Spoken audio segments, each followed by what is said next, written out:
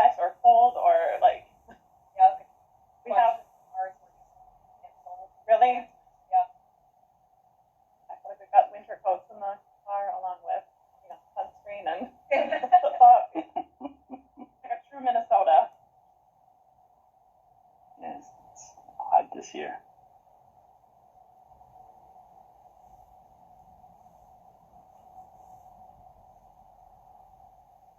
Okay.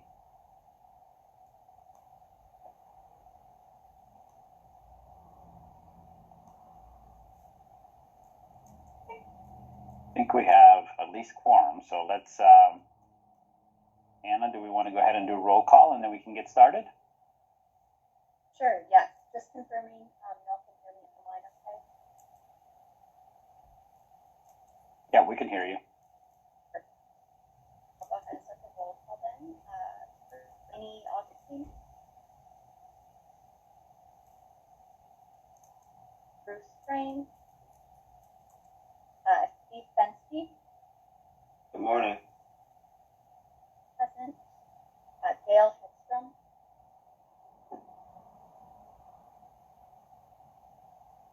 Brian Hood? Here. Brian Hood present. Adam Hutchins? Here. Present. Mark Johnson? Daniel Lightfoot? Paul McDonald? Present. Present. Brianna Lemmy? Here. Present. Phil Stallberger? John Tweese? David Wolf? And Melissa Wolf.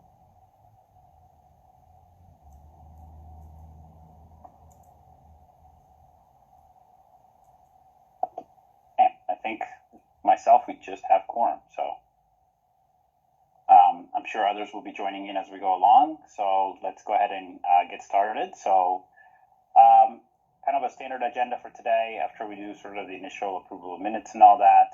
First of all, thank you to the Southwest Initiative Foundation for hosting us, Brianna. That's really appreciative of that. I wish I could be there. I'm actually out of town this week, but really excited to hear about a little bit deeper about the foundation and the regional impact there. So we'll have a presentation on that, and then from that we'll have our standard updates on BEAD, digital opportunity, and overall broadband.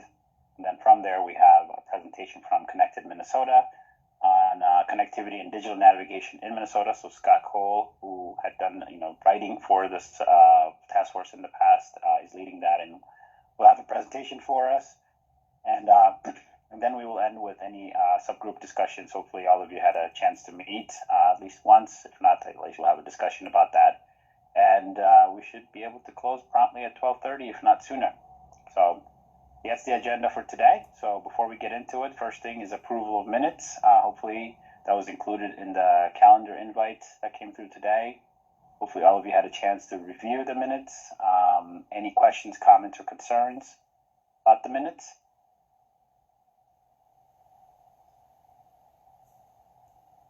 Okay, hearing none, we'll take that as a mark of approval for our minutes. So with that, Brianna, I'll turn it over to you for an update on the regional impact. Wonderful. Well, thank you so much, Teddy, and welcome everybody. We're delighted to have you in Hutchinson. I have brought my colleague Marie in to do more of the presentation, as I'm still very green to my role. I started in March. My prior work was at the county level, so I had opportunity to work with the Initiative Foundation in a variety of different ways, but I don't have the same depth of knowledge as Marie, who's been here for 7 years. And so, wanted to just quick give you guys an overview of who we are, and I hope to answer any questions that you might have. Marie serves as our communications officer with the Southwest Initiative Foundation, and so I'm going to just turn it over to her, and feel free to stop along the way if there are questions or you need clarification on something. So thanks, Marie. Yeah, thank you, Brianna. We're excited to have you all here today and online, and we may not take up your entire 20 minutes that you've slotted for us, but we appreciate having a chance to share a little bit about the Southwest Initiative Foundation. So Brianna, if you could switch to our first slide. We are based in Southwest Minnesota, so here in the office in Hutchinson is our kind of central home base, but we're 18 counties and 2 Native nations that share our geography. As a regional community foundation, place is really important to us, and so we always like to start by grounding folks in where we work.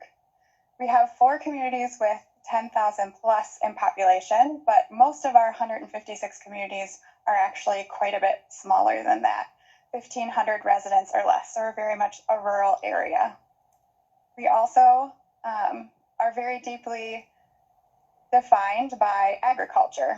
So 7.9 million acres that we have here, and 78% is tillable farmland. There's been a little bit of chatter this morning. We joke about talking about the weather in rural Minnesota, but it's really important. So our farmers are having a somewhat stressful spring with all of the precipitation, and we're very connected to how that makes an impact in our region.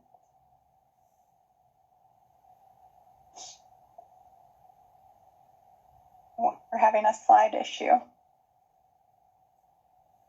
Yeah, that's perfect. So we are, our history is based in farming. So in 1986 in Minnesota, there was a farm crisis, and that's how we came to be. We were created to alleviate the human and economic suffering in our region. So it was a really difficult time, and we were looking for ways to be able to offer support to our communities that were really led by what they wanted and needed, which is something that we continue today, to listen to those in the communities who are affected. In the early 2000s then, we took on a new role as a community foundation. So we originally started as a fund, and then we saw the need to be something more permanent and bigger than that. So we partner with individual and corporate donors who help fund our activities. And with that wider base of support and a larger balance sheet, we evolved to have unique programs and then collaborate across sectors in Southwest Minnesota to keep our communities strong. And then in 2016, with all of those resources, we launched Grow Our Own, which has been our most recent strategic plan, where we've really looked to support kids and families and close the opportunity gap. So making sure that they have what they need to succeed. That includes stable families and parenting, high quality early care and education, K-12 engagement in and out of school, and vibrant and welcoming communities and career on-ramps. Part of our history is that we are one of 6 regional foundations in the state of Minnesota. So we have folks from different places today. Every rural area in the state is covered by an initiative foundation. We were all founded at the same time, like I said, during the farm crisis, and we've all grown to serve our region in the ways that it needs. We consider ourselves siblings, so we get together, we share ideas, we have a few sort of shared program areas, but we're all definitely unique, which makes sense based on who we serve. And the McKnight Foundation was the organization that originally received us with funding back in 1986, and they remain one of our key funders, all of us.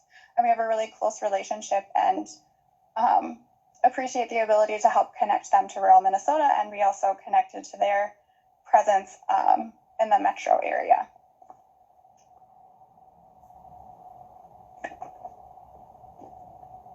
We have kind of a unique role. So we don't know of any other state in the United States that has that network of regional community foundations that cover all of the rural areas. And Aspen Institute Community Strategies Group actually studied what we do and reported out on how our unique role serves as a rural development hub. So in our communities, we really have to think as a region, even little county areas, and to stay connected because we really need to share resources and opportunities. We also have built trust with the history that we have here and the programming that we've delivered. And we have the opportunity to really look into the future. So the folks who are in the community day to day are often responding to immediate needs and opportunities. We have the ability to look out 5, 10, 20 years and see what will be best in the long term. We like to connect. Connecting is part of our mission, so we connect folks across issues and silos a good example here today. All these broadband folks, we didn't certainly bring you together, but we're a part of this through Brianna, and we have other similar relationships where we're really able to bridge that. We take things at a systems level and collaborate, flex, innovate, and take and tolerate risk. So trying new things, and really, if philanthropy isn't the place where we can take risks and see what works and put some money behind new ideas, then what is? And we're accountable to the whole community. As I mentioned before, that's really where things started. McKnight came out and talked to the people in the community about what they would want to see as solutions, and we continue to follow that model today. Which brings us to what we do now. So we are known in the region for business lending, entrepreneurship training, grant making, early childhood programs, community philanthropy partnerships, and really keeping wealth and assets here through charitable giving. Today we have assets of about 109 million and an unrestricted endowment of $40 million that supports our work. In the region, we have 31 community foundation affiliates, so they're really local, supporting those communities that they serve. And then a keep it growing farmland giving. So farmland keeps coming up. We were fortunate to create a unique program where folks can donate farmland, and typically a charity would have to sell that asset, but we're able to retain it and rent it out so it can stay in production, which is a great solution for farmers who may not have heirs that they are able to work with, but they really want to see that farm keep going. We were also part of the early childhood initiative until 2019 when that sunset, and that work really has evolved into childcare in our region, which we're very much in the thick of at the moment. And then we also have kind of a unique charitable identity. So we received special designation from Business Finance to do economic development, which is not typical of a community foundation. We have SBA microlending, and then we also support entrepreneurs in all stages of development with technical support and training and coaching. I will, allow Brianna to share a little bit. Ooh, 1 second. She asked me to talk a little bit about our welcoming work. One of the things that has evolved more recently is Welcoming Week and our welcoming and belonging efforts that we are promoting in Southwest Minnesota. So we know here that our communities are changing, our demographics look different, and we're really trying to bridge across those differences.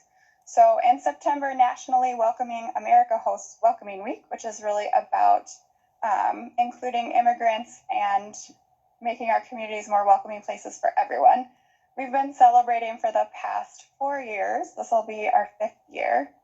And we've added communities most years. So we support what they would like to do locally. Some examples would be like in Wilmer, they host a festival with lots of different foods from different cultures. They have dancers, they have interactive art activities, and that's a really common theme across the communities that we see. We also have a program where we gather folks together for about 6 months in a specific community, and they work on welcoming and belonging and what that would mean for them to be more welcoming. It includes a community assessment and just some really great connections that folks make across different parts of the community that maybe haven't met each other. So I will leave it at that and turn it to Brianna. Thank you, Marie. Are there any questions at all? Any stories that you might have related to the Initiative Foundation that would like to be shared? Do many of you work with your regional Initiative Foundations? Do you find that you... Brianna, I do have one question. Certainly. I mean, several initiatives were mentioned, but one of the things I saw in one of the early slides there was like the taking risk and trying new things. So maybe Marie, can you give us some idea of some of the new things you tried and worked or didn't work and some lessons from that? Yeah, that's a great question. So I think really I would relate it back to that welcoming and belonging work that I just talked about. So that is when we started it and still today, it can be really a challenge in our rural communities because there are some folks who are interested and ready and willing to take that on. And then we have community members who are, they're not ready. And it can be a really challenging topic. And so some of the successes we've seen is that we've connected with really some emerging leaders in the community around this, some younger folks especially, who are excited about that, right? So they've left and come back, or they haven't left their rural communities, and they really want to make that a place where they feel comfortable and they can lead and they can belong. So I would say that's been some of the positive. And I don't know if I would use the term failure, but it's just really, it's slow going. And our approach has been to bring everyone along. And so it's even slower, right? We're trying to build some consensus and reach out to those folks who aren't excited about seeing different faces. So I would say that's the hard part of it, but we've been overall really pleased with bringing out those community members who we maybe had not been connected with before and finding some new support and new partnerships. Teddy, I'd also add, I think as a foundation, we have the opportunity to invest in our entrepreneurs very early on, which differs a lot from traditional lending. So we have access to SBA funds. And so I think that's probably one of the coolest things about the work that we get to do. So I'd say with that certainly comes risk. We don't have, often a long history of financial stability, but yet SWIFT is willing to take that leap in that particular entrepreneur, support them as they're moving forward and implementing their business. So yeah, I think that's also another area. That makes sense. Good. You see any? Yeah, there's a question online. Eni has a question. Hi, yeah, I'm not able to be in person today, but I do have a question. I visited the Southwest Initiative website, and I noticed that you provide technical assistance. Now, being a person in IT, when I hear the term technical assistance, I'm expecting an IT person to show up and fix something for someone. So I just wanted to gain a little bit of clarity around the types of technical assistance that you offer. Do you offer digital literacy training for entrepreneurs? Do you offer, technology consulting for entrepreneurs? What supports does your program have in that arena for the small businesses you work with? Yeah, it can be challenging. We struggle to describe some of the things that we do, and I believe that's an SBA term, but the types of technical assistance we most often offer are QuickBooks training, so our small businesses get access to QuickBooks through the loan program, and then there's someone who trains them in it and regularly checks in on their finances.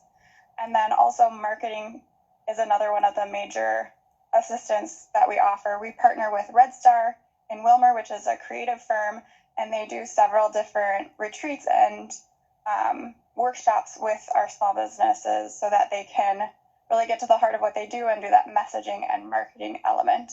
And then there is some specialized training that each different business can have, but those are the larger buckets of what we do. And it's not typically like digital literacy or technology training.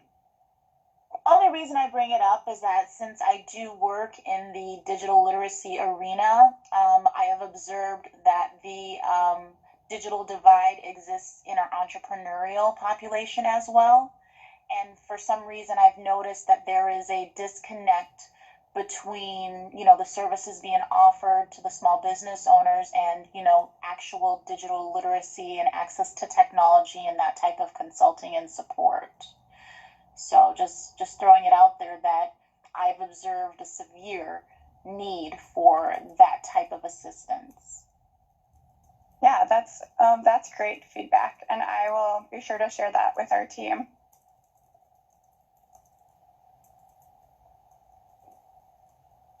Great. Any other questions? Thank you so much for the opportunity to share about our organization, and if anything comes up, feel free to reach out to me. And thank you, Marie.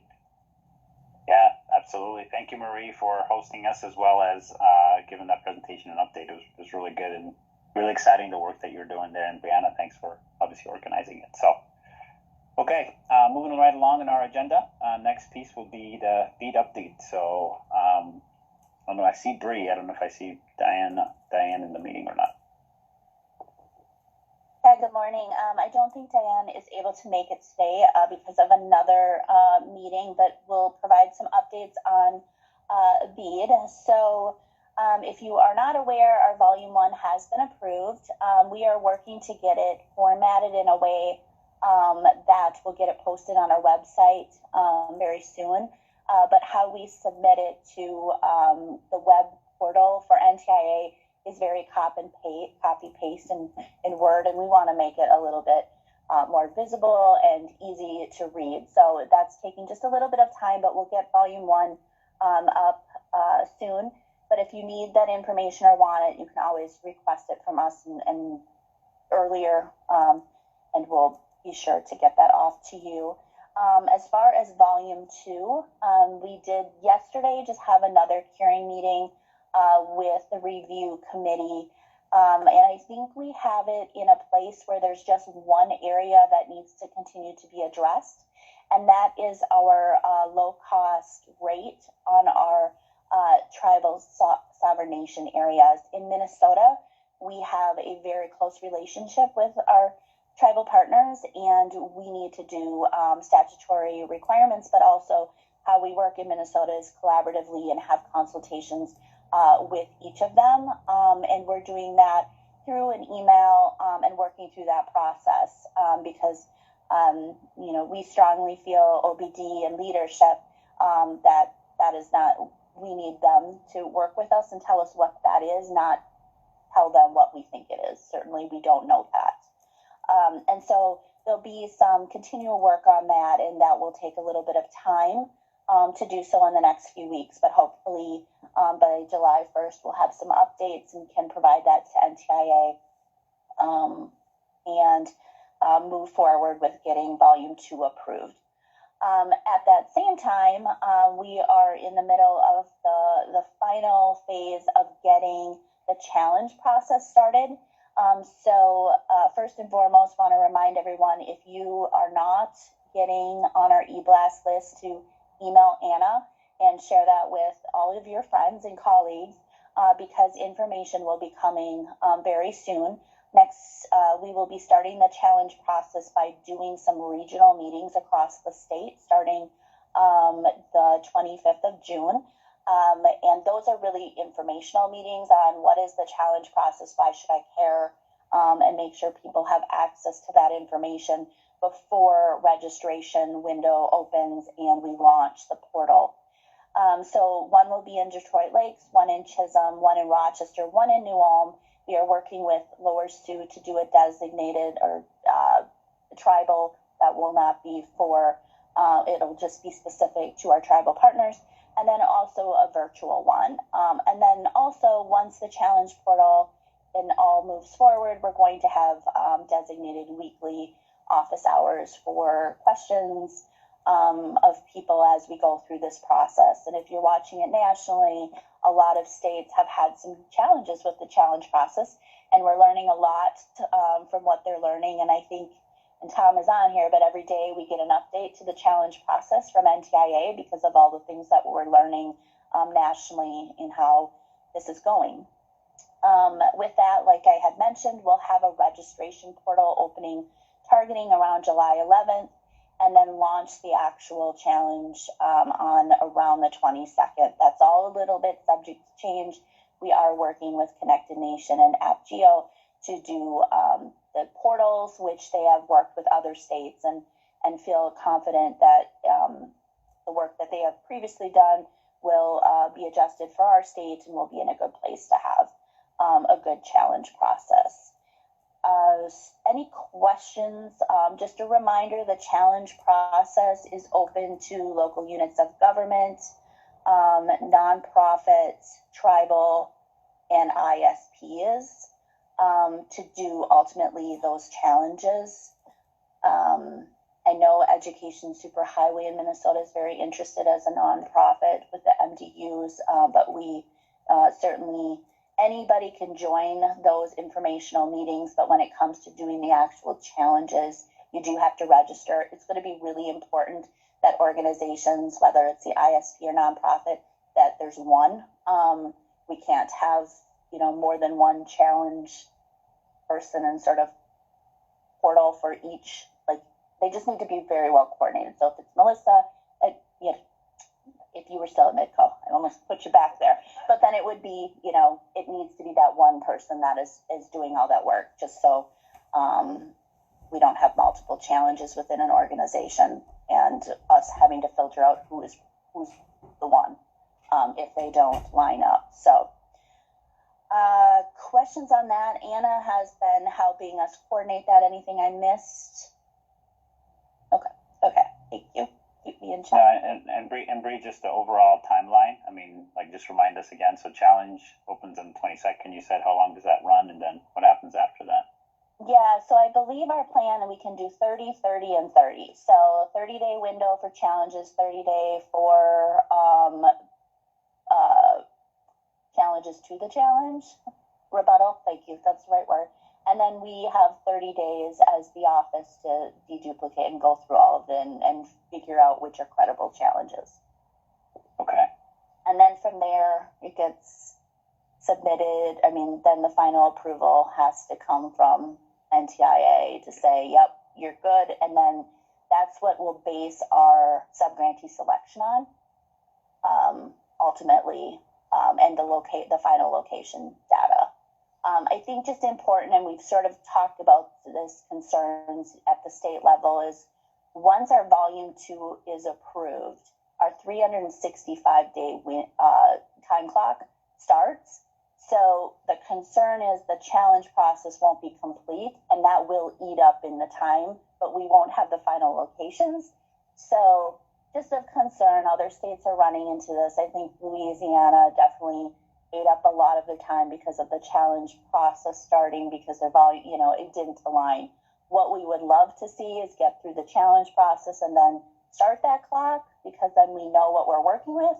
But that's just not the reality of this program, and so we're going to make the best of it and do our very best with the time frame that we do have once our volume 2 is approved and we have all those locations. Okay. And just so we understand that challenge, so if the challenge process, the 90 days runs, but then the volume 2 gets approved, what happens? So, like, is it more like the locations are not accurate? Like, what's the downside? We really wouldn't be able to start the subgrantee selection, so we're sort of just sitting there waiting until we get through the challenge process. I mean, we'll certainly be working on maybe some contract language, grant application, other things, but when it comes to launching, an opening for applicants, we can't do that because providers and people don't know where the locations, final locations are. So it's really just about about the subgrantee selection and knowing where the final locations that we're trying to serve are at. Got it. And the 360-day process, I mean, that's so from the time the challenge is done, then it's not from the time when does that clock start? Volume 2 is approved. When volume 2 is approved.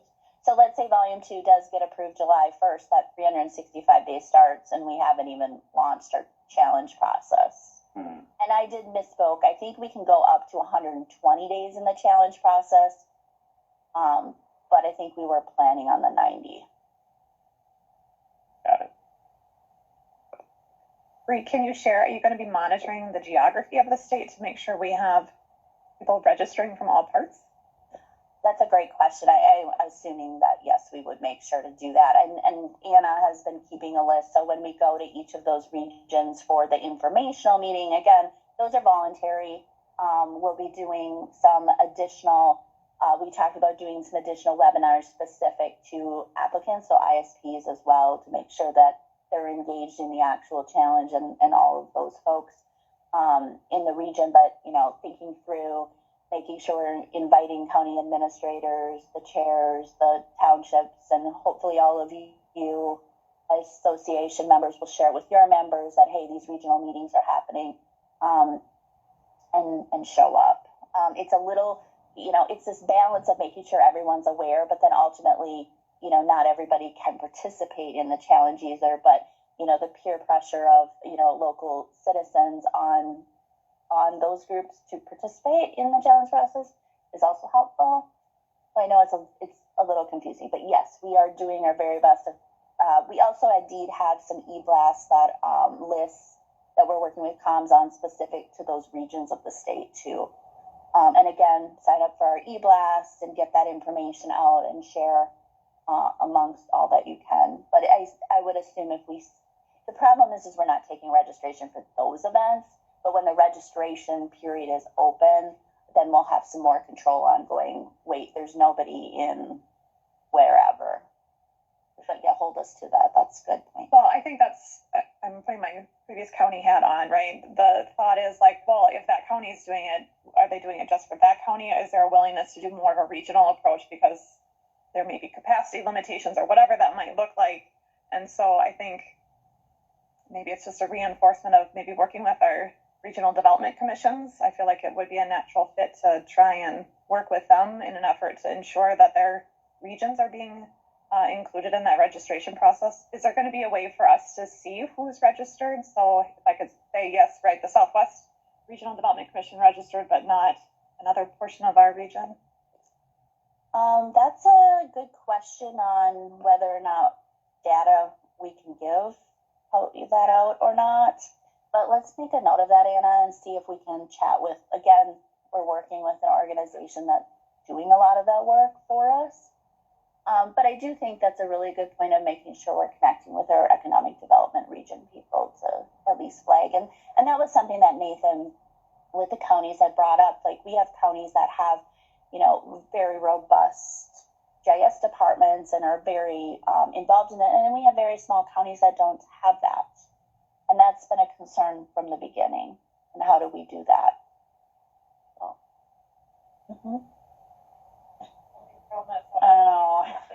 I know. I'm there too. Believe me, down in my county. Any questions on the challenge process? Otherwise, we are okay. Press your button. For the 30-day challenge and the 30-day rebuttal, is that a rolling basis, or is it just the first 30 days are for challenges and the second 30 days are for rebuttals? Yeah. Okay. The timeline. Yep. Timeline there. And then just a couple other things that, again, sign up for the e-blast. There's going to be a lot of stuff coming, really important to pay attention to or share. NGA, the National Governors Association, had broadband leader meeting a couple weeks ago that myself and a couple team members did attend, as well as one of the policy directors with the governor's office. And I think, one of the things we need to really think through as applicants, as subgrantees, is thinking about, we have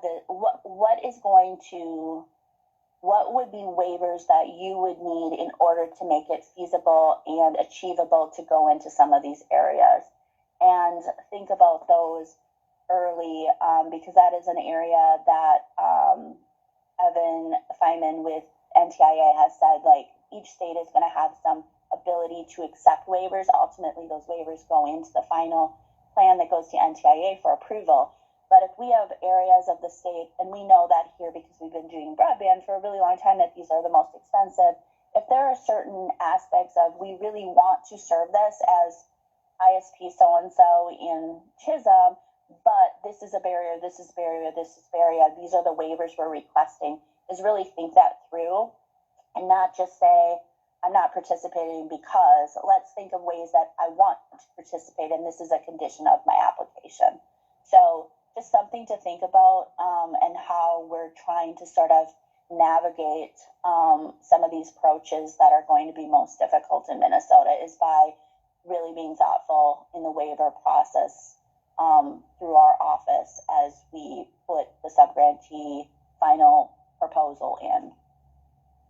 And more information will come of that, and certainly have been talking to the associations to talk to their members about that as well. And then finally, we had some legislative changes and direction this year at the state level, and we are working on incorporating them into some of the gating and application processes and the subgrantee selections versus the volumes themselves, because they don't seem to be a fit in there. And when, having some conversations with Tom and NTIA, that those are really Minnesota choices and can be captured in that way versus in the volume plans themselves. So know that that work is going on. If you have any questions on what that looks like, let us know. But a lot of them will be part of the application process and our contracting and our monitoring requirements. And we're working hard to make sure that that's all up front. So when the subgrantee selection and the application process comes in, folks know what they're applying for and what sort of the guidelines are going to be if they participate, if that makes sense. So that's what I have on BEAD, unless there's some specific additional questions. Any other questions for Bree? All right. Thank you, Bree, for that update. Moving on to digital opportunity. Hannah, I see that you're on. I'll turn it over to you for an update on digital opportunity. Thank you. I'm going to stumble with technology for just a moment while I share some slides. Really trippy.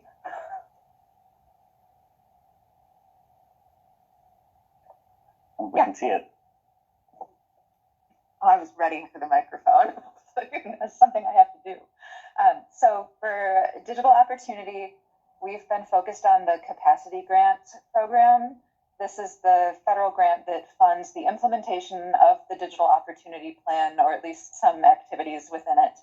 The capacity grant is non-competitive. It's a formula grant. This goes to states and territories. There's also a native entity capacity grant that will be rolled out later, late summer, early fall. So Minnesota's application for the Digital Equity Capacity Grant was submitted on May 24th.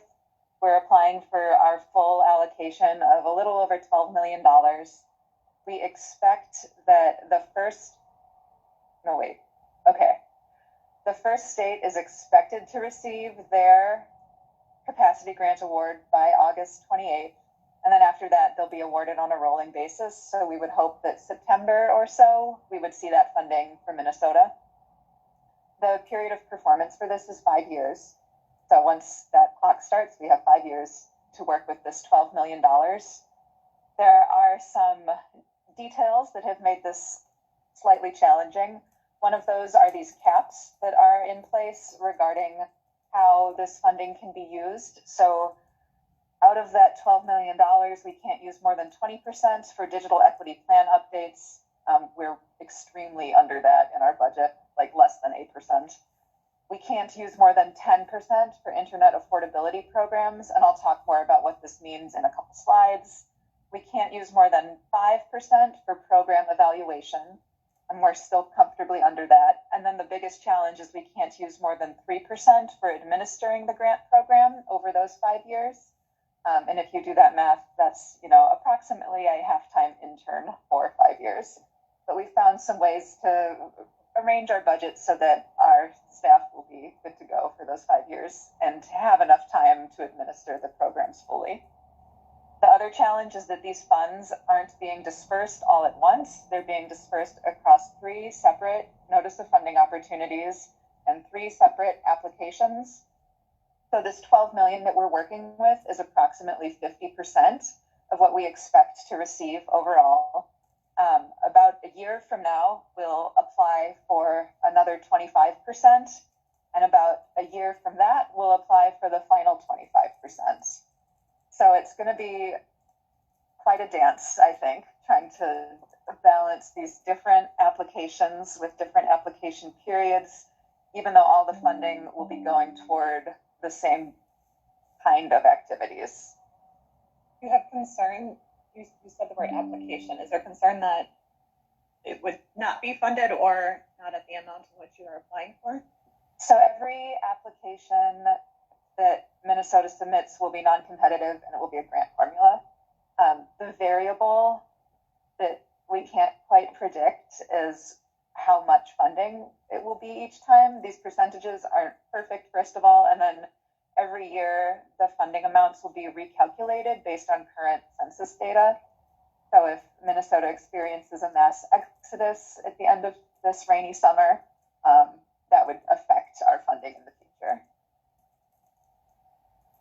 If it sounds difficult, it is.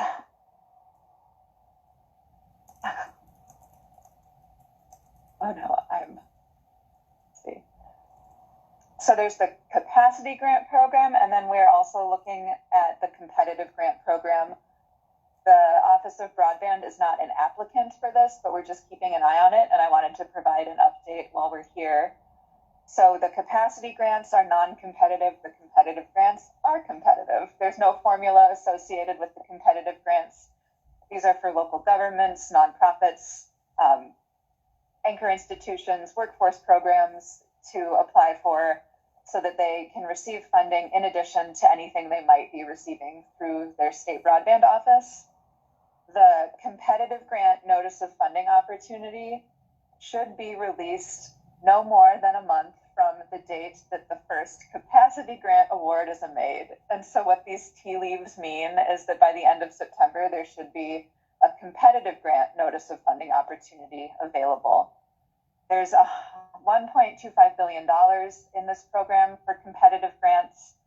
The examples for ways these grants could be used would be like a regional digital inclusion initiative, bringing together multiple organizations across multiple states or within a single state, programs that can provide technology and equipment that can support access to free Wi-Fi or low-cost broadband, digital skills programs. So not infrastructure, but the activities that make the infrastructure useful. There's a match requirement for this. It's at least 10%, and it's not clear yet if this is going to be in kind or if this is actual cash. So once the NOFO is released at the end of September, probably, we should have more information to share about this. Bree, is there anything you want to add to these two bits? I think the only thing I was noting that to just flag is that, again, the competitive grant, we're here to certainly share information and in our e-blast and get it out there and provide, minimal technical assistance. But this is separate and isn't really part of the capacity grant or the funding or anything that we have to support it. So I also see this being something, as Hannah said, a regional. So you're going to want to look big picture, not, smaller $5,000 sort of grants. Because you're competing nationally. So I think those were the only real two. Thank you. Okay.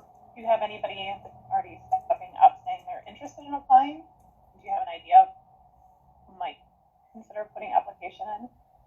It wouldn't surprise me if, say, like Education Superhighway is monitoring this, but I think with so many unknowns at this point yet, I don't know that I have heard, unless Hannah has. Yeah.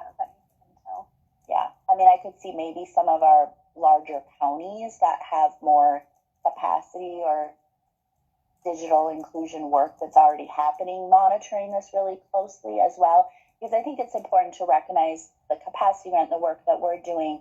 We have targeted demographics that we also need to keep in mind, which includes rural, people of color, like all of the things. So it's not an easy, just one-step formula. So some of the work we're doing may not get to every area of the state because we're under some of those restrictions too. Yeah. This is a timeline that the National Digital Inclusion Alliance put together that I think is helpful when trying to visualize how these different programs intersect over the next few months. So the capacity grant applications were due at the end of May. The capacity awards start August 28th. And then competitive grants, those come after. So you'll have access to this later through the slides. The other thing I wanted to talk about is the Affordable Connectivity Program and what those changes are looking like in Minnesota. The Affordable Connectivity Program existed from January of 2022 through May of 2024. This is the program that provided internet discounts of up to $75 on tribal lands and $30 a month on non-tribal lands for households at or below 200% of the federal poverty limit. Over the lifespan of the program, almost $150 million came to Minnesota through this program.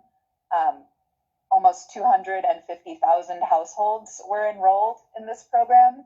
So as of June 1st, these almost 250,000 households no longer have access to that benefit. The highest rates of participation among eligible households were in Mahnomen, Waite Park, Cass Lake, Wilmer, and St. Cloud. When you look at the full list, these 5 are far ahead of the next clump of cities. So these are areas that are going to feel this in a stronger way. Minneapolis has, I think, 30,000 enrolled households, but that's a smaller proportion of the city itself. Some more numbers as we look at this. If you're talking $150 million over a 29-month program, that's either an average of $5 million a month, or if you look at the month with the highest participation, which was January of 2024, it was almost $7.5 million to provide these discounts to households in need. And so as we look at our digital equity capacity grant and we look at this huge gaping hole that ACP has left behind, the numbers are not in our favor here for using any of that capacity grant funding to fill that ACP gap. We can only use 10% of the digital equity capacity grant to support internet subsidies, or what they say, affordable broadband in the NOFO over that 5-year period. That's $1.2 million. That's like a week of ACP in Minnesota. So we've gotten some questions in our office about how we might use this funding to offset the damage caused by the exit of ACP. And this is definitely a challenge because it's not in the capacity grant funding. It's just not. Are there any questions or anything you'd like to add, Bree? Yeah, I was just going to say, if you are hearing other states doing a program sort of to supplement or the ACP, a lot of them are using their BEAD non-deployment dollars because they have access to more dollars than we do. We are not going to have that availability in the state of Minnesota. So even if states aren't, using the digital equity dollars, they may be doing it or building a program up to take the place of ACP in other ways. So it's just important to not compare states against each other. We would love to be able to do that. This is an area that, as a task force, maybe in your report, you would want to flag for the legislature as something to be thoughtful of in the next session if ACP continues to not be a thing or a replacement. That's all I have. If there are any other questions, I'm happy to. One other flag I just want to say on the capacity grant application, during this process, and we talked about this previously at the task force and in some other conversations during the legislative session, we can make an update to our digital opportunity plan, and that language around workforce development that we sent around will be added. That again is just so that it's a placeholder that as we get all of the capacity grant information and it makes sense and is feasible in the capacity grant eligibility pieces, that at least it's there, and it's also part of the state plan. So if another organization within the state wants to pick that up, they could. But reminding ourselves that we created a plan before we fit it into a box. So it is Minnesota's plan, and anybody can take a look at that and go, you know what, I want to be part of this and how we do that. So just wanted to note that hasn't been forgotten about.